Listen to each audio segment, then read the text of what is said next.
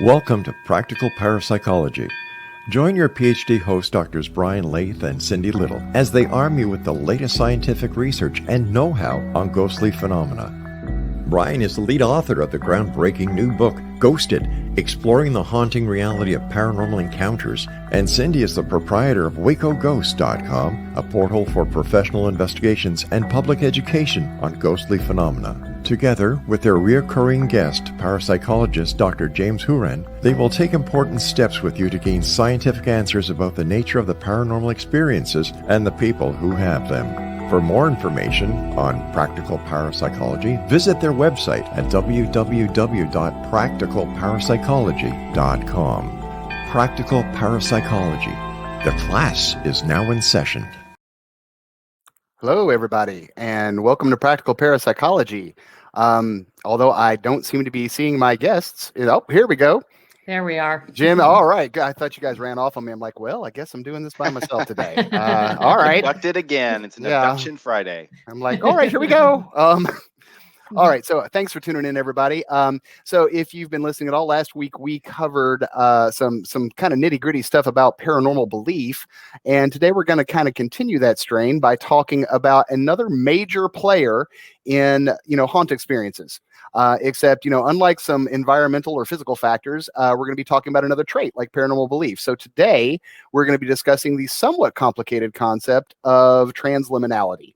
And with that, I'm handing this off to Cindy so she can start grilling Dr. Jim, on our show again, who is very much an expert, more so than I am or Cindy is on this particular topic. Hence why we had Jim come on the show.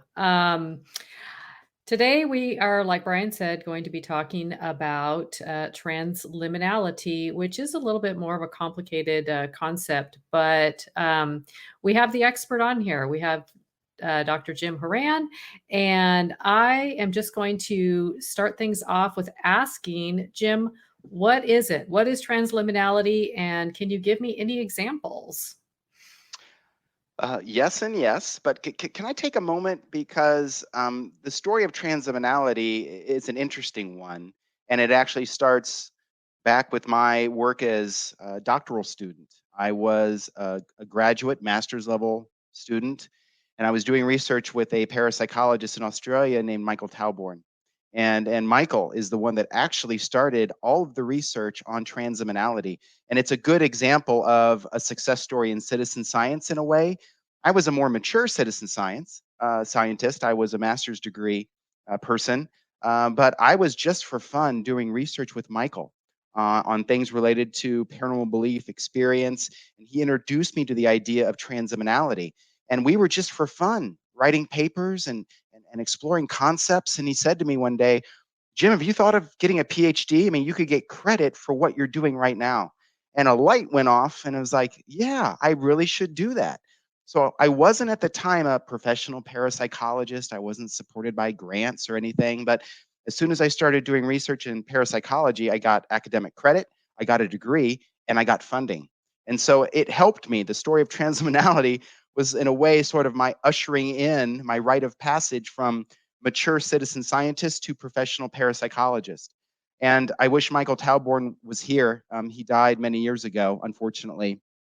And he became a dear friend, not just a mentor.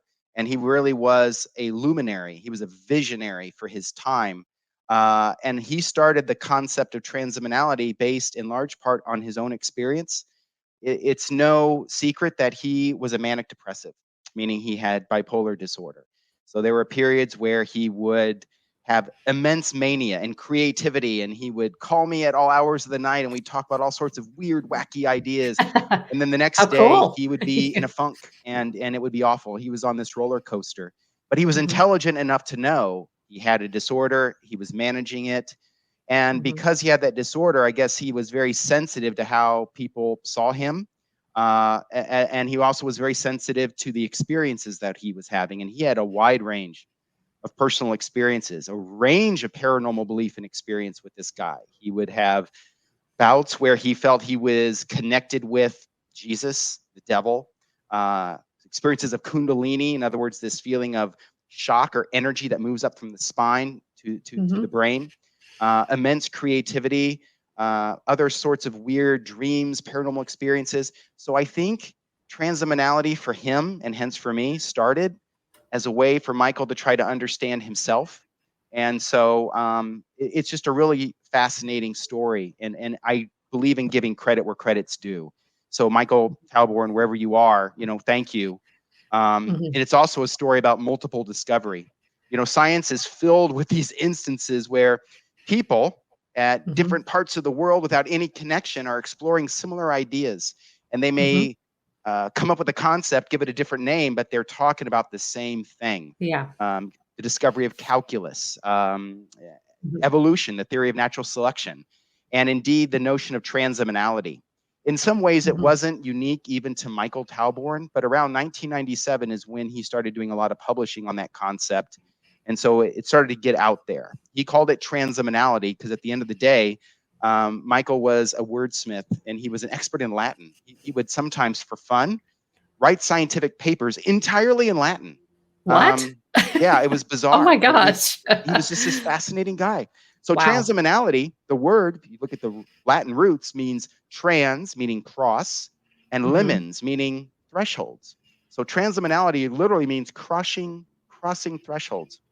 And around the same time that he was publishing on transliminality, there was another group that was publishing on a concept called sensory processing sensitivity. But they were talking about essentially the same thing. And neither concept is fully original. There's been long studies in psychology on something that's known as mental boundaries, or shortened the boundary construct, where our minds are these series of doorways and passages and rooms, and you can sometimes open those doors and sometimes close those doors, but where ideas, emotion, affect, feelings, sensations, and perceptions all coalesce, sometimes collide. They mix and mash, they mesh, they play off one another. And in a normal brain, whatever normal means, but for most people, our brains operate by filtering information. In other words, there's all sorts of stimulus, or I should say stimuli happening around us all the time. Sights, sounds, smells, things that are vying for our attention.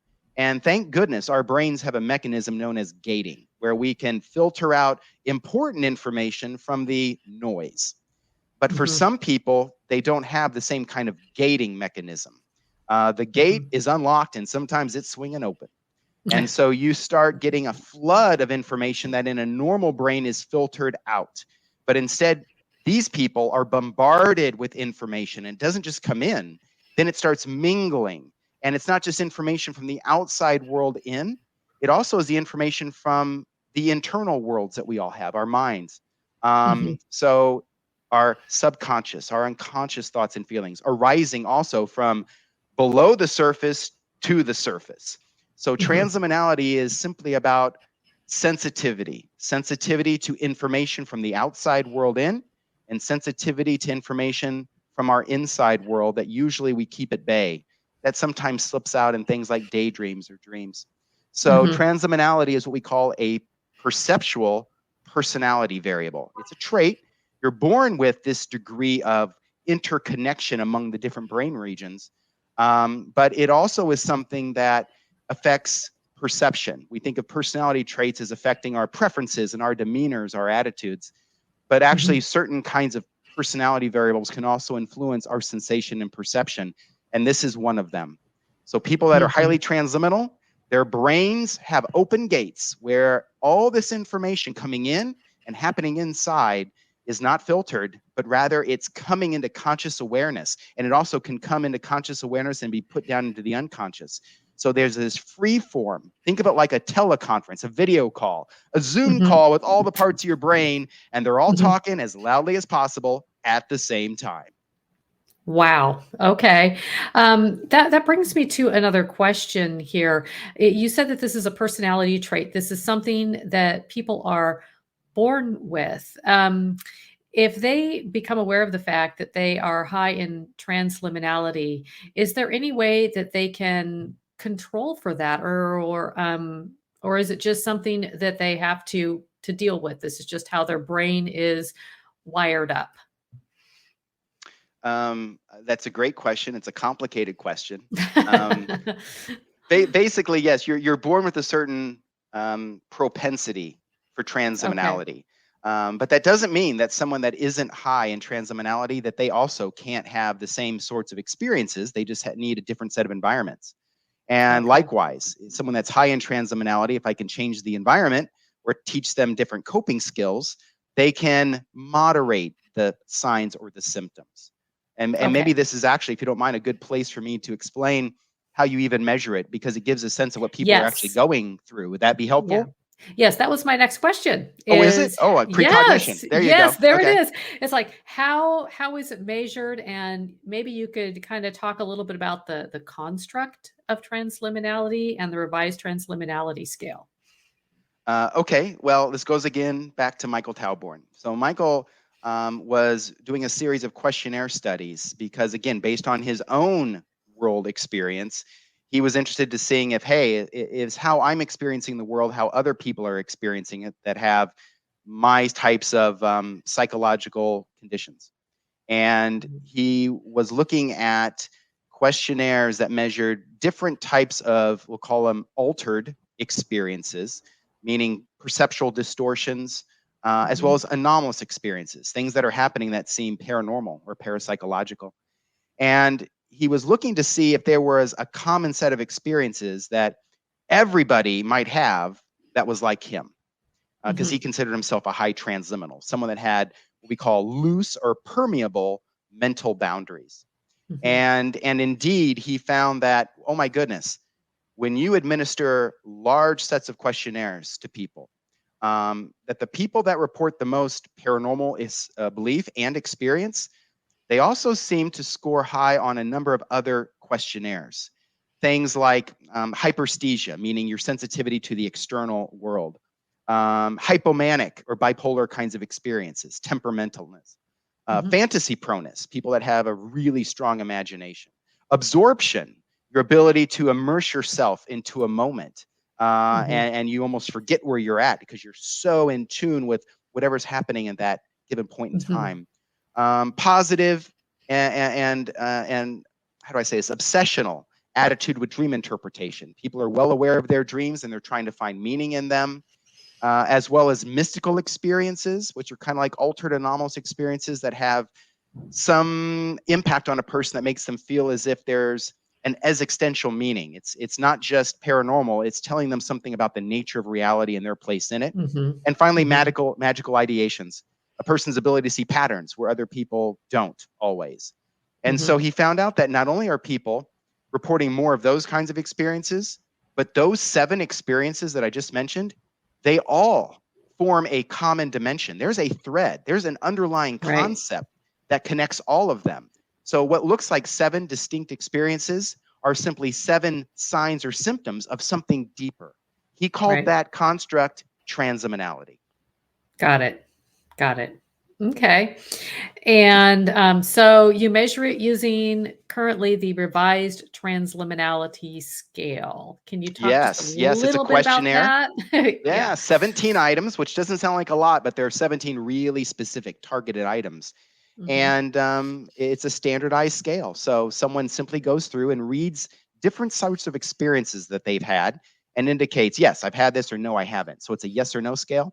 And depending on their score, we can decide if they're average in transliminality, this ability to have their ideas, affect, emotions, thoughts cross thresholds into and out of their conscious awareness, whether they're below average or whether they're high. Okay. All right, great. And moving on from there. Oh, hello, Brian. Hi, I've been listening the whole time. I'm like the unconscious part of transliminality. This is me with your thin boundaries coming up into manifestation. So yes. Okay. No, please continue. I apologize. How about after the break? After the break, I'll go into a little bit more depth over what patterns do you see with people that are low, medium, or high in transliminality. That would be great. Right. So we'll be right back after the break with more practical parapsychology. Stay tuned. Okay, welcome back to Practical Parapsychology, everybody. And I know I interrupted on that last moment there. So Jim, high, low, and degrees of transliminality. Okay, Yes. so quick recap. Transliminality means crossing thresholds, but in this case, crossing thresholds into and out of conscious awareness. And that means information from the outside world or information that's usually at an unconscious level in our minds that's rising to the surface. So these Mhm. people have super sensitivity, all right? And there's positives to that, and then there's negatives to Yes. that. But people that score low on it means that their brains are unusually good at setting up boundaries or barriers to information. So think of them as more closed. Their gate is there, it's closed, it's locked. And not only is it locked, but there's an armed guard with a growling dog. Okay, Yeah. so they're very good at Got keeping it. information at bay. They're very good at filtering it. And unless you have a huge amount of stimulation, you're not getting through the gate. Okay. Mhm. And there's nothing wrong with that, but those people tend to not be as perceptive. They're not as sensitive to noises and sounds and mood swings.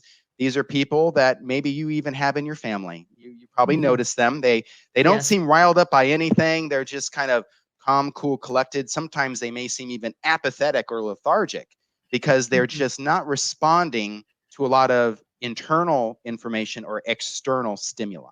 Right. But most people are average, obviously, by Mhm. definition. And what that means is they're aware of information coming in, or at least the unconscious is aware of it, but they're very good at setting up functional gates. So they're very good at selecting what information is important for me to know and act on, and what is noise, what's a distraction, and I don't need to pay attention to it, at least not right now. And Mhm. that's good because that's a person that has a degree of creativity. They have a degree of bringing in information, but they're not overloaded by it. And that's Mhm. what happens when you're at higher levels of transliminality. Because now not only is the gate unlocked, it can swing back and forth. And for some people, Right. the gate is just open. And it's not one gate, series of gates in your mind that are connecting different parts of your brain. So Mhm. these are the people that can't filter out information. So they're bombarded with sights, sounds, smells, nonverbal cues, um, as well as what's happening inside of their minds. So these are people Mhm. that are just being inundated with information. And imagine what it must be like being inundated with information. You can Mhm. ask a psychotic person because that is what psychosis is. They cannot filter out their voices that they're hearing in their heads. The external stimuli gets to be overstimulating. And we know Mhm. that some people, when they're overstimulated, it causes all sorts of really negative clinical consequences. So Right. so much so that people start self-medicating. They'll do anything to start quieting down what's happening in their minds. So people that are high in transliminality, these are also people that will say and do things that normal people filter out. They will take risk-taking behaviors. They'll use illicit substances. You also see higher rates of things like anxiety and depression in people that are highly transliminal. So there are Mhm. some negative consequences that can come from being bombarded with information. But Mhm. if you can learn certain coping skills, you can at least manage your response to it in a positive way. But there also are positive consequences of being highly transliminal. These are the Yeah. same people that have a lot of creative thought. They can see connections among things that normal people can't. They pick up on a lot of cues. They're very good at reading people in social situations. And Mhm. these are also people that have higher levels of paranormal belief and higher levels of paranormal experience. And I don't just mean with ghosts and hauntings, but I'm talking transliminality. Studies have shown this, both survey work as well as real-time studies of people having altered or anomalous experiences, that the rates and the intensity of altered anomalous experiences always correlates highly and positively with transliminality scores. So it's the grease or the lubricant in the engine that drives Mhm. anomalous experiences, not just ghosts. Yeah. Okay, yeah, and that kind of takes me into my next couple of questions. Last episode, Brian and I discussed paranormal belief, and I'd like you to be able to talk about the kind of the connection between paranormal belief and people that have these anomalous haunt type experiences and transliminality, because it seems to be that people that are high in transliminality, it's almost a predictor of experiencing paranormal or activity. So I'm kind of curious about that. Yeah, it's not almost a predictor, it is a predictor. It's a Okay, I was significant predictor. being Uh, modest. Absolutely. In fact, you can call it a lightning rod, meaning it's so Okay. predictable, it's so reliable that transliminality correlates positively, meaning predicts haunt experiences. And it's not just the way I say that based on questionnaire research, but also real time in the field studies where people are having haunt like experiences. So we have many different forms of studies that converge on a similar result. And that is, the higher the transliminality level in a person, the more likely they're going to have haunt experiences. Not just more of those experiences, but the more intense forms of experience. Remember, haunt experiences form a hierarchy, and there's low, medium, and high levels of ghostly phenomena. So the higher the transliminality, the more intense and the more frequent people will have haunt experiences. So it again is a lubricant in the engine of whatever that mechanism is to perceive ghostly phenomena. But it also correlates with paranormal belief, as you might expect, because people need also a framework, a worldview to interpret altered or anomalous experiences that they're having. So it makes sense that where you find paranormal experiences, you find paranormal belief and vice versa. And transliminality is correlated with both. But it's interesting because paranormal belief isn't just one thing. There's different forms of paranormal belief, and they serve different functions. We know from research there's at least two major forms of paranormal belief. One is called New Age philosophy, and this is the form that actually correlates the highest with actual paranormal experiences. So people that endorse questions related to, I feel I have abilities, or actual real world events, people that believe in where someone has a sense of control or that the experiences are manifesting from them or from a psychic person, those are the kinds of beliefs that correlate most highly with actual reports of paranormal experience. New Age philosophy. And it, in a way, it seems to give people a sense of control, personal sense of control over events in the world, which is different from the second form of paranormal belief called traditional paranormal beliefs. Some people think of these as religious beliefs, but they have more to do with an external locus of control. Rather than the person being in control, there's this other. Call it spirits, God, demons, devils, angels. But there's almost a mechanistic belief in that there's a cosmic force, a separate agency. Has nothing to do with me. I'm not in charge. This other thing is in charge. And so that seems to give people a sense of comfort, believe it or not, because they at least feel that there is something running the show. The world is not just a random pinball machine. There's actually someone playing the pinball machine. So this is really cool. But those beliefs seem more related to a sense of social control. That this idea that there's an invisible man or series of beings in the sky that are watching, all seeing, all knowing. Those are the kinds of beliefs that I don't need to have an experience to believe in it. It's almost transmitted through cultural learning, religious teachings. Yet it helps keep environments, keeps the social world intact because people are obeying the rules set by this other. So they seem to serve two different purposes, one for social control and one for a sense of personal control over the world. And it's the one that has to do with New Age philosophy. They both correlate with haunt experiences, but the one that seems most consistently predictive is New Age philosophy. So again, it goes back to the idea that whatever these phenomena are, your ability to detect, to perceive it, rests in you, not some other. Okay. And that's fascinating. And it brings me to a follow-up question. It kind of goes back to the survey of strange events. Whenever I talk to people about these things, especially like paranormal belief, I kind of get a skeptical raised eyebrow of, well, they're just those people that are seeing a ghost behind every tree. They're just misinterpreting environmental cues.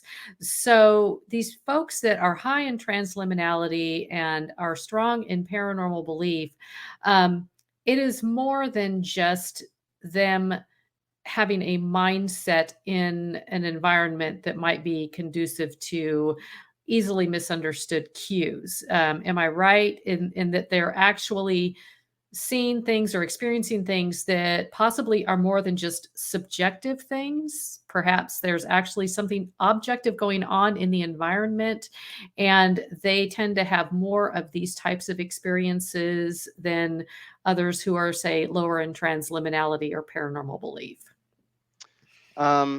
Actually, the answer is yes and no. Okay. Okay, this gets complicated. And actually, it reinforces That's okay. a point that actually Brian and I have always debated and talked about with other parapsychologists, and that is everyone seems to be conditioned to make this dichotomy between believer and skeptic, and that either something is real or it's not real, and Right. rather than, you know what, two things can be true at the same time. We do know that people that score higher in transliminality, they are more sensitive to actual physical variables. They score, for example, higher on we call vibral tactile thresholds, meaning their sensitivities in their fingers and just their skin. They're more sensitive to sights and sounds. You can change the lighting levels a little bit, and most people might not notice. High transliminals will. They can detect a greater frequency of ranges of sounds. They also are better at picking up subliminal stimuli. So yes, they have this super sensitivity to things that actually exist in the outside world, as well as these are people that also report greater somatic complaints. They're also more sensitive to what's happening inside of their own bodies. And we can also measure what's happening inside of your own bodies. So yes, they are certainly more sensitive to real world things. However, oh, there's a however. Okay. However, they also are people that find patterns where none exists. You can show them random stimuli and they will find patterns in chaos. These are people that also will have more false positives when you give them tests on sensory sensitivity. So as I said, yes, maybe they pick up more sights or sounds or stimulation on their skin, but they also misinterpret sometimes when that's actually happening when it's not. So they're very much prone to picking up what is actually there, and they also are more prone to picking up what isn't there. Okay. Well, and this leads to all sorts of complications that maybe we should talk after the break. Yes. Well, we're not actually quite to the break time, because I want to add another 2 cents to this, which I'm sure neither one of you are surprised by, is that I want the listeners to also remember we have to make a distinction between the relationships of paranormal belief and transliminality and them predicting the reports of haunting experience versus the entirely different scientific enterprise of trying to prove whether or not an objective paranormal event is in fact a quote unquote anomalous or paranormal event.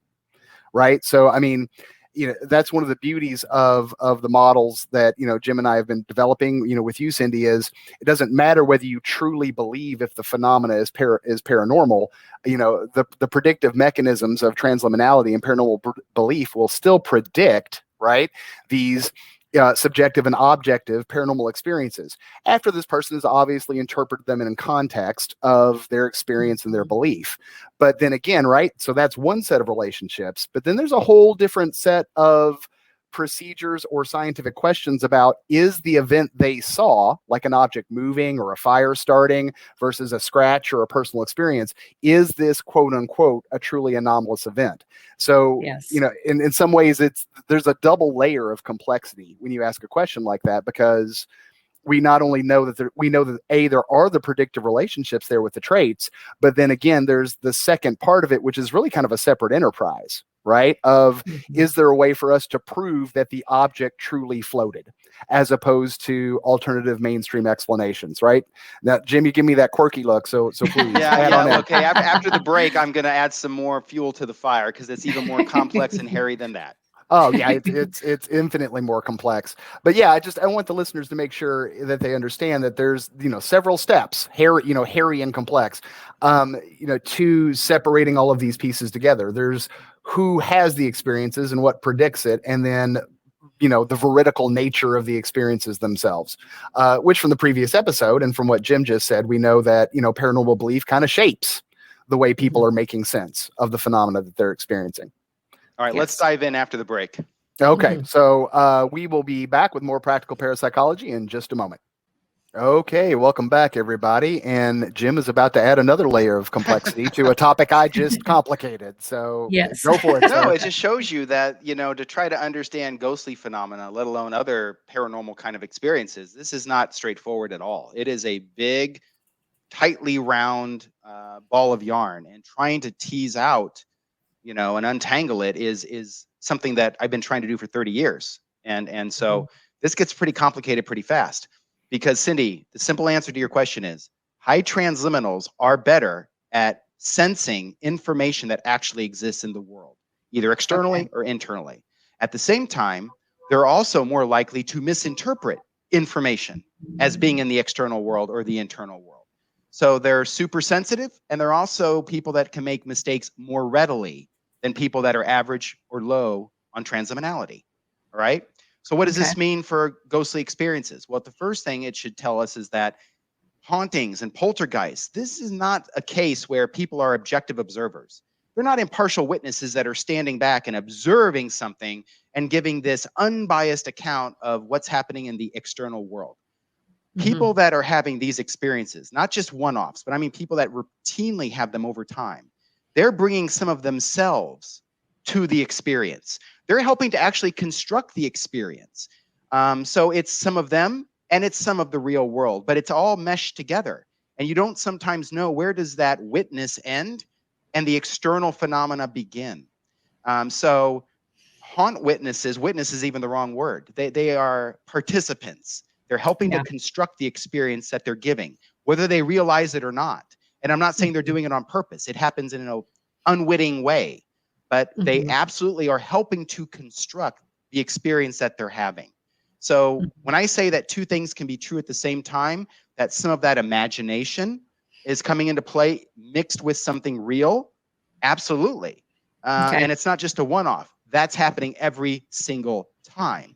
It happens in other contexts as well. So we have to get away from this question of, well, did they really see this? Did they really see that? Was this really happening? Was this just imagination? Every account, I don't care how impressive it is, always involves psychology as well as physics and maybe something else. Because where it gets even weirder is we also know that scores on transliminality correlate with outcomes on experimental tests of ESP. So in fact, it works so well that some people have argued, instead of the sheep-goat effect, we should account for it with just transliminality. Because people that score, when I mean sheep-goat effect, there's a classic principle in parapsychology called the sheep-goat effect by this well-known parapsychologist, bless her soul, she's departed with us, Gertrude Schmeidler, who found out that when you do studies on actual ESP tests, that people that claim at the time, yes, I think there's an ability like ESP and I think I have it, that I can use ESP to do better in this card guessing task, that those people do better than those that say, I don't believe in ESP and I don't think I'm going to do well on this task. She called those positive believers sheep, and she called those negative pessimists goats. And she routinely found that sheep do better on ESP tests than goats. And then other researchers have likewise found that same effect. But since we know transliminality scores or correlates with belief and experience, it actually might not be the sheep-goat effect. It might be accounted for by just transliminality levels.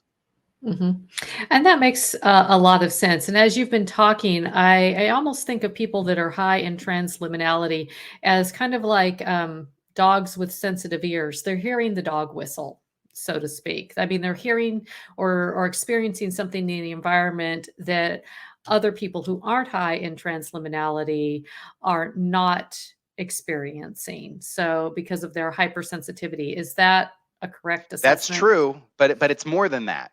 It's also a hypersensitivity to what's already there that you know is there. This is where that construct of transliminality overlaps with what I called sensory processing sensitivity.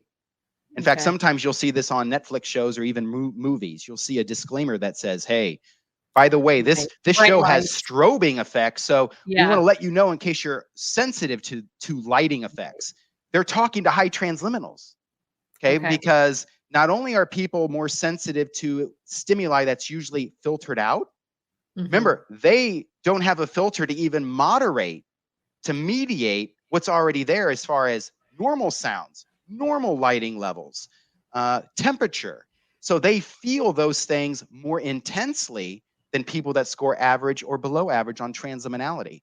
So not only are they hearing the dog whistle, which only the most sensitive ears could hear, but they also hear not only every other sound that you and I might hear, but they hear it more intensely. They feel things more intensely.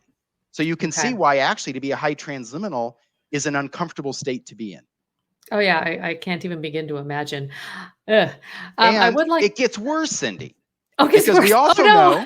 we also know that haunt experiences don't happen in a vacuum. They happen in different types of settings, in particular types of settings.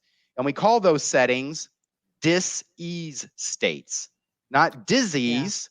Okay, disease meaning, oh, this person has psychopathology, deep psychological trauma. No, I mean dis-ease with the hyphen, meaning people report anomalous experiences and a lot of ghostly experiences under conditions under which the person's normal sense of, let's say, equilibrium, psychological balance is disrupted.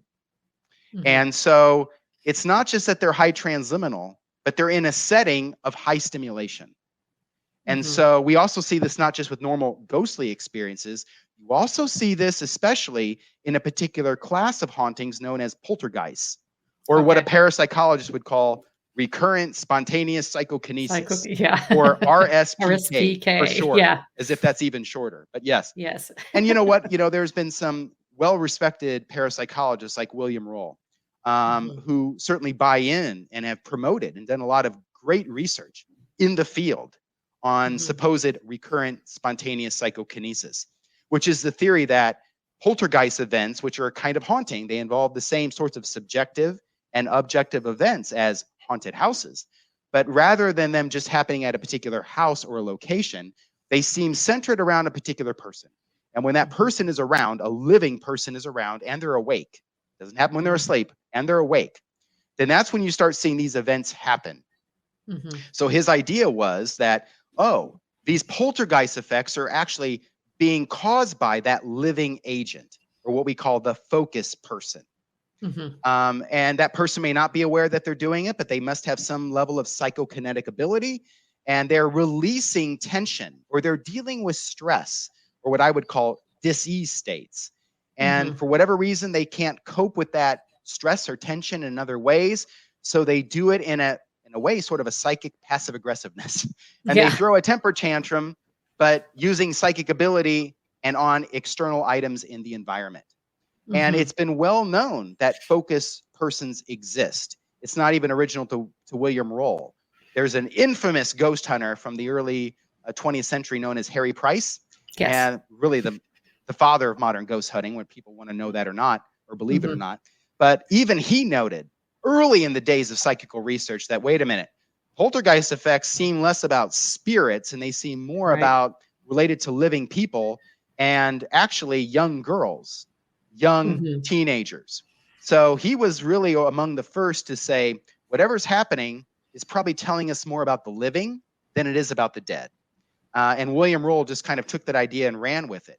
But when you look at the psychology of focus persons, you're going to find that they're not going through psychological trauma. There can be sometimes trauma in their background, but it's not like they're going through some deep-seated psychological event, but they are experiencing dis-ease states.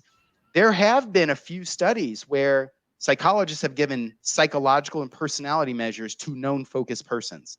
Not a lot of studies. There's only been about maybe 8. When someone was testing a focus person around the time of an active poltergeist episode. And rather than finding psychopathology, what these studies actually show is that there are about 8 characteristics that describe the psychology of a focus person when a poltergeist episode is in full swing. And let me see if I can remember these all. One first is they score higher in imagination, magical thinking, and fantasy proneness. Hey, does that sound familiar? They score highest in a rebellious attitude. They're more impulsive, they're aggressive, they're hostile. They score higher in somatic complaints, anxiety, and irritability. They're more temperamental. They score as having a lower self-esteem. They're Mm. insecure as people in themselves. They Mhm. score more as being unhappy, shameful, jealous. They score as having dissociative tendencies, meaning they can separate ideas and affect and sometimes even their identities and stand outside of themselves, so to speak. They score Mhm. higher on something called temporal lobe lability. The temporal lobe in the human brain is the Mhm. seat. It's a rich center where memory and fantasy collide. And lastly, they score higher on introversion. So they don't Mhm. seem to be crazy focused persons. They're not crazy. They're not going through psychopathology, but they do Right. seem to be in a state of dis-ease. Their normal equilibrium is disrupted or imbalanced in a pretty notable way. And the real Mhm. interesting thing is not only does transliminality predict, along with paranormal belief, who has traditional haunted house experiences and ghosts, but also those characteristics of focused persons, 7 of the 8 we know from prior research correlate positively and significantly with scores on the transliminality scale. Ah, So bingo. transliminality is not just a lubricant in the engine that drives Mhm. perceptions related to traditional ghostly phenomena, but it also seems through inference a likely lubricant in the engine that also drives the other kind of ghost experiences, poltergeists. Yeah. And so that makes me think, would it be fair to say that somebody high in transliminality and, has some psi abilities, could they be a catalyst for RSPK in an environment? Could they be causing this in some way?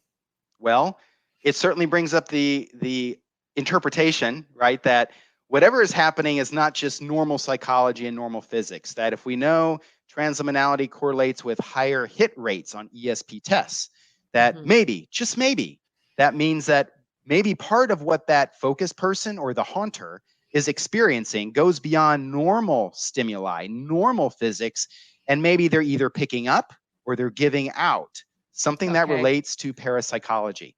Certainly, that's an open question. But I Mhm. think what we've learned is that the kinds of experiences and the consequences that come with being a high transliminal, they're so marked, they're so strong and dramatic that sometimes it's hard to peel back the onion layers to even get at what's left after you look at normal psychology. Because Mhm. these high transliminals, they take away ghostly experiences. They're having all sorts of other daily challenges with just navigating the world. Okay, Mhm. navigating their own psychology, navigating normal human interactions and the ups and downs of social dynamics. Things Mhm. that you and I may take for granted of, oh, that was stressful, but I got through it. Just getting through normal stress in daily life is a challenge. Mhm. And so trying to pull back the onion layers of where does normal psychology and their sensitivity to normal physics, where does that end? And where does maybe the possibility they're picking up on something that is parapsychological, where does that start? That is a Mhm. huge question. And to me, it's not going to be solved anytime soon. No, I completely agree with that. Do you know if there's any research in the works that's going to start untangling that particular ball of yarn? Well, as a matter of fact, there is. Oh, And actually, really? Brian and I have already started it because it's one thing to get these patterns and insights, but it's another thing to try to do something with them, to start testing hypotheses. And we actually finished a study at a well-known haunted location where Mhm. we put people in haunted rooms and sometimes unhaunted rooms. And we wanted to see whether they picked up on what prior witnesses had reported. Could they, in other words, tell us which rooms were haunted versus not haunted? Could they pick up on whatever cues were there? But then we also asked those same people to take the same time an ESP test. Mhm. And what do we find? Yes, transliminality correlates with who reported experiences. Yes, transliminality also correlates with their ability to pick up what we call gestalt effects, meaning we were able to measure actual Mhm. physical variables in the environment that were purely normal, conventional. How high was the room, the color, the lighting, the design, meaning the Mhm. spatial characteristics and the interior design of the rooms. We could measure that. And they consistently also picked up on those same normal cues. But really Mhm. interesting, they also scored higher on the ESP tests. But they didn't Mhm. score higher on ESP tests when you put them in a drab environment that was a control location. They scored higher on ESP when you put them in the environment that was haunted, meaning the high stimulated environment.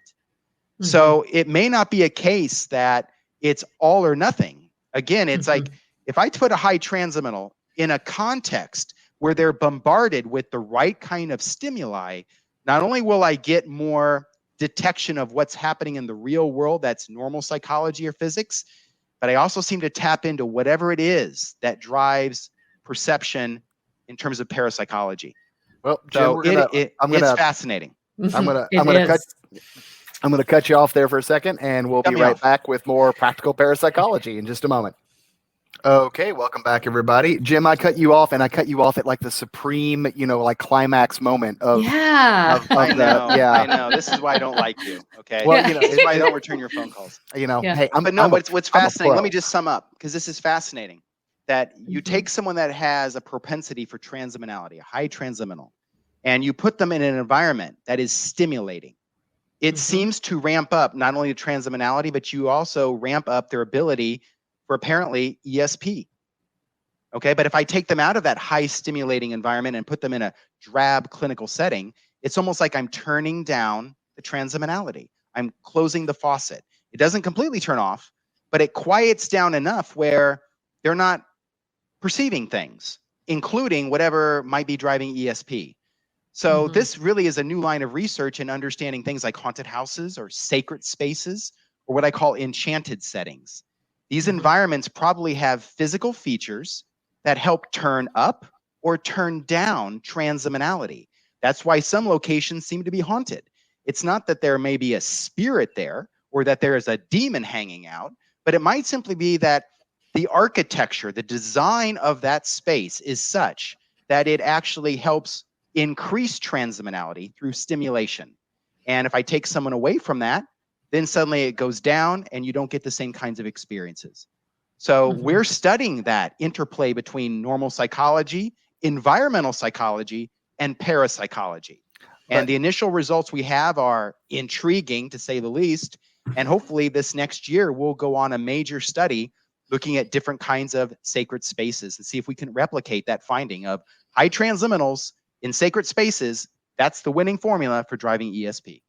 Well, and, Jim, let's also add to it, right, one other detail in that, you said a haunted space or a haunted location. It is a location well known for, if you want to say it conservatively, genuinely difficult to explain phenomena, and sometimes RSPK. So, I don't disagree. By the way, to be clear, I'm not disagreeing with your interpretation, but there is the added variable of genuinely difficult to explain spooky stuff occurring in the same location. So I'm kind of being hopeful that as we continue this research, we may discover that actually makes a difference. The actual presence of genuinely difficult to explain phenomena may have a component to it. Happy to be wrong, but looking forward to testing it. That's the great thing. See, this is how research leads to new hypotheses that we can actually test in the field. And if I had a team of citizen scientists, my goodness, we could make more progress faster. But but anyway, we at least have what we have, an initial winning formula. You take a high transliminal, someone that also has high paranormal belief, put them in an environment that is stimulating, that feeds the transliminality and feeds the belief. That's when you seem to get these parapsychological effects, whether it's a score on an ESP test, or as Brian's alluding to, you can maybe get psychokinetic kind of events happening in the external environment. So it's fascinating. And I would imagine, Brian, that this could maybe not only explain why some settings are haunted or sacred or enchanted while other ones aren't, but it also probably could explain why in, say, traditional magic, why some ritual settings seem to be correlated with actual outcomes, whereas other settings that don't have those same ritual features don't produce anything. I mean, I am officially riffing. This is not without data, although there's some research that would support it. But if you look historically, at the Victorians, and obviously magical practice went well before the Victorians, medieval grimoires, et cetera, but of course the Victorians had early psychology. They had Freud. They had Jung. And trust me when I say that, particularly the people from the Golden Dawn in England very quickly started absorbing common psychological practice. They started absorbing the ideas of the unconscious. And it's interesting to note, as you talk about all these features of transliminality and the difficulty in managing it, that all of these occultists in their writings would openly say, go see a therapist, right? You should not practice magic unless you're seeing a therapist. You should be at least 35 to 40 years of age if you think we'll let you into our sacred learnings temples. But back to what Jim was saying, ritual through the Victorian era, and certainly in the medieval grimoires, and even back to the hygromantia, which has some Egyptian roots.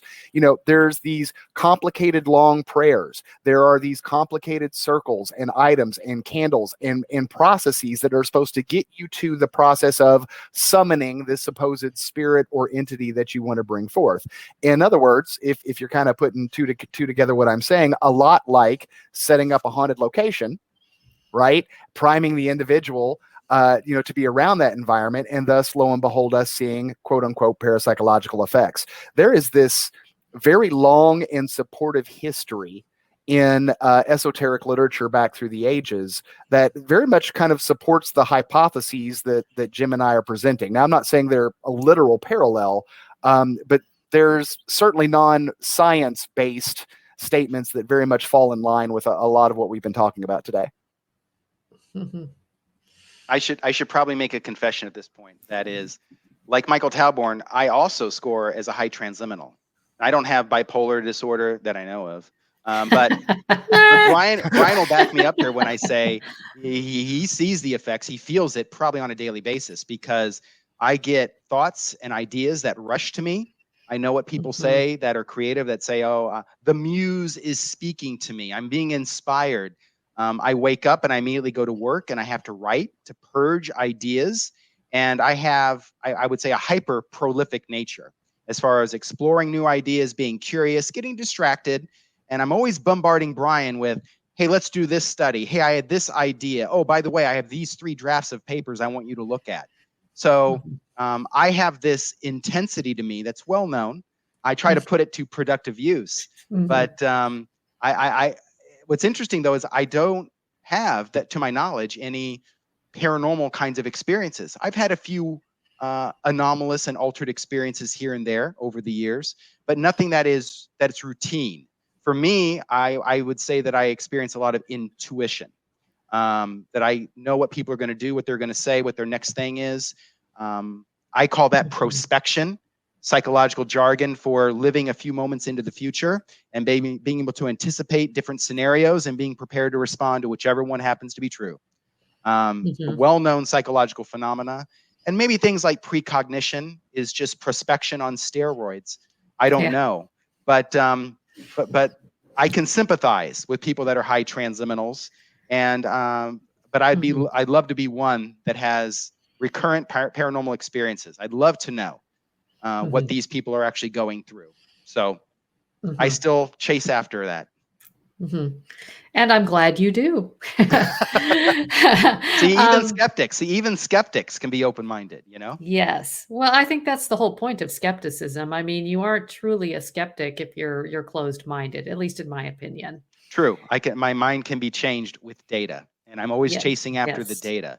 But this research that we've recently done, where we can change scores on actual ESP tests based on who are we testing and in what environment, to me, that's some of the most exciting findings I've seen in parapsychology in the last 20 years. It is. I completely agree. Well, we have, it looks like, about 3-4 minutes left. So what are some final thoughts, final takeaways, applications for people in the field? What would you like to end with? I think this is a variable that even investigators should be measuring in themselves, because it's well known that ghostly phenomena, as I said, it's not just the witness looking at something objectively. That participant, that witness, is helping to construct the experience. And people that also investigate these are also contributing to what they find. So investigators can quickly turn into participants themselves or witnesses themselves. So it's probably good that people understand where you are on transliminality, because you could actually be influencing what you find or what you don't find. And that's not always apparent to people. So I think people should be gauging their transliminality and baking that into the findings. It's just one more variable that probably might help to clarify the results that are found. Okay. And also, I want to make it clear that if you are a high transliminal, it is normal to experience all sorts of clinically challenging things. Okay, it is difficult to be a high transliminal and navigate the world around you, especially if you're in an environment where there's a lot of pressure. You have a lot of intense people around you that are trying to influence you. If you live in a world where there's a lot of stimulation from the outside world, it can be very challenging. But high transliminality doesn't necessarily mean that you're crazy. I want to make that clear. No. Yes, higher levels of transliminality certainly do correlate with conditions like depression and anxiety and bipolar disorder and whatnot.